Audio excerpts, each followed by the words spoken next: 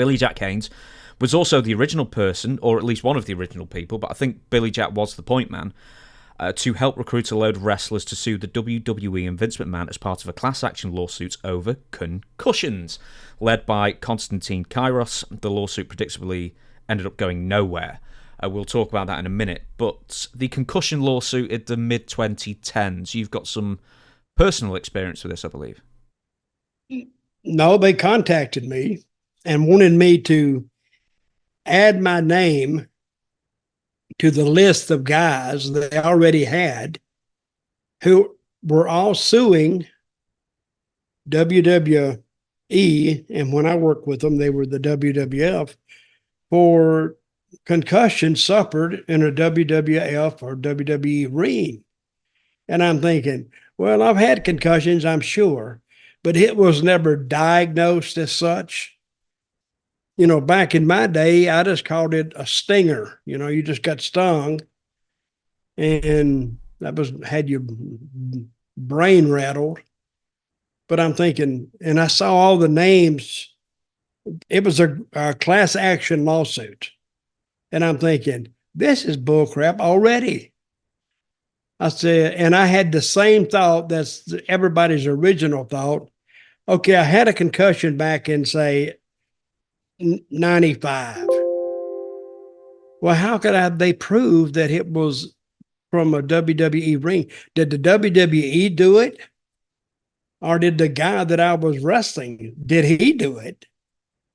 And they had, I don't know, they had like 150 names on there, didn't they? They had a bunch. Yeah, they had over 60. And how many? I think they had around 60 or so. But okay, they had a lot.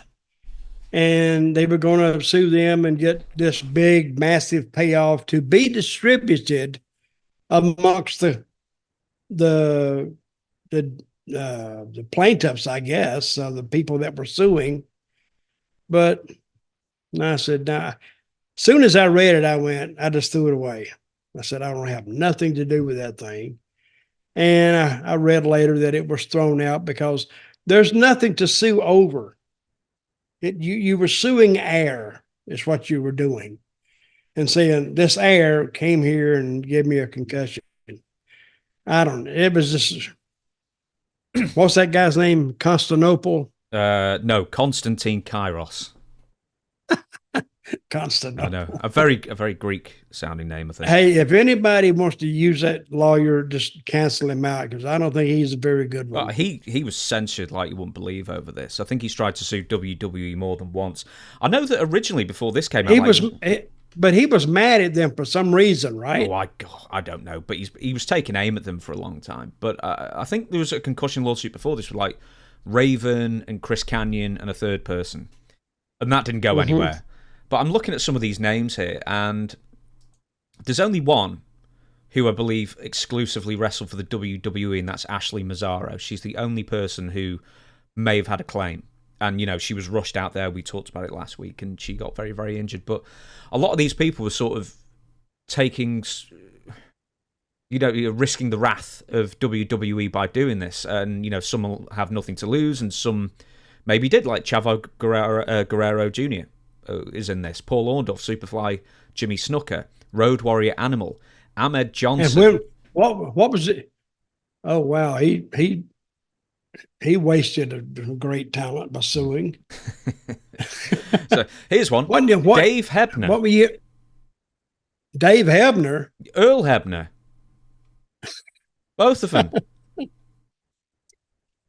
But they were already out of the WWF at the time anyway. No, on WWE. Well, yeah, they wouldn't have sued while they were in the company. I'll give you some more. Sabu, Demolition, both of them. John Nord, Johnny the Bull, and maybe he was with the FBI. Jim Brunzell, Susan Green, who I actually had to look up. She was a lady wrestler who wrestled for them in the 70s.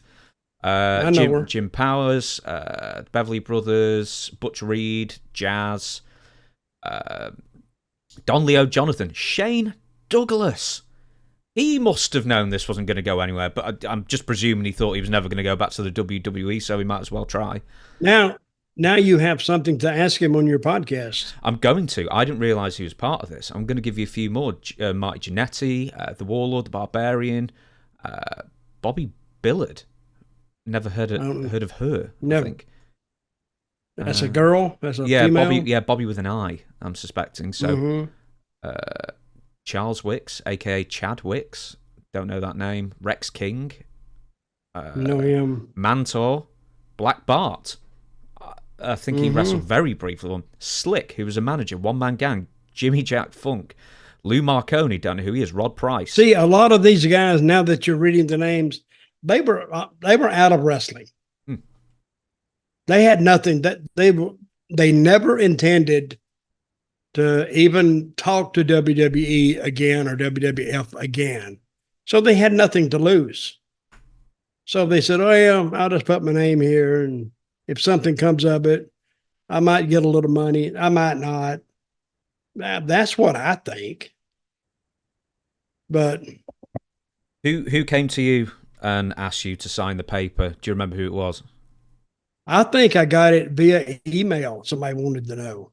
What year was this, you think? I'm guessing mid-90s? No, mid 2010s. Okay, then I got it email. I didn't get a letter or nothing. That costs money. Do you remember who? That costs like 45. I have no idea. Somebody just sent it to me. I remember getting the letter and asking me, had I ever had a concussion while working, and if I wanted to join the class action lawsuit. And I read it, and I don't want to deal with that. It's like getting an ad from Kroger. I just threw it away.